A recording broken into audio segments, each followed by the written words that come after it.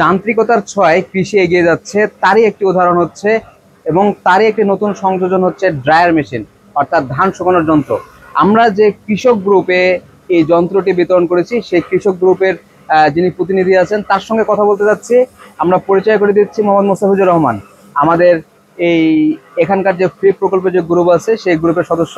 আপনি তো এই মেশিনটা দেখলেন, আমরা দেখলাম একদম প্রথম থেকে শেষ পর্যন্ত ধান শুকানো। কি মনে হচ্ছে আপনার?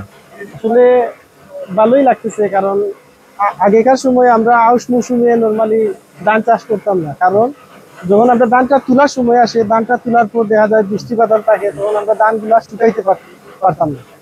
এর জন্য আমরা আউশ মৌসুমে তেমন একটা চাষাবাদে আগ্রহী ছিলাম না।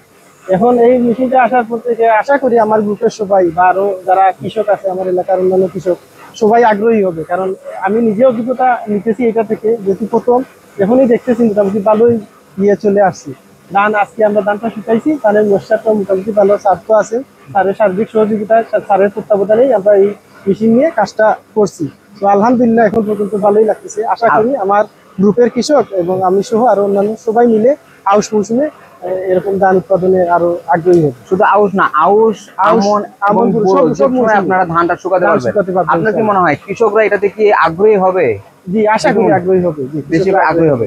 এবং এটার সময়ও কম লাগতেছে, তারপর আমরা রিটার্নটাও ভালো পাইতেছি। রিটার্নটা ভালো পাচ্ছে, তার মানে কৃষককে এখানে আগ্রহী করা যাবে। আশা করতেছি কৃষকরা আগ্রহী। ধন্যবাদ আপনাকে, আপনারা এটাতে আগ্রহী হন এবং আমাদেরকে জানান যে এই ড্রায়ার মেশিন কৃষককে কতটুকু উপকার করছে। ইনশাআল্লাহ। ধন্যবাদ আপনাকে। আসসালামু আলাইকুম।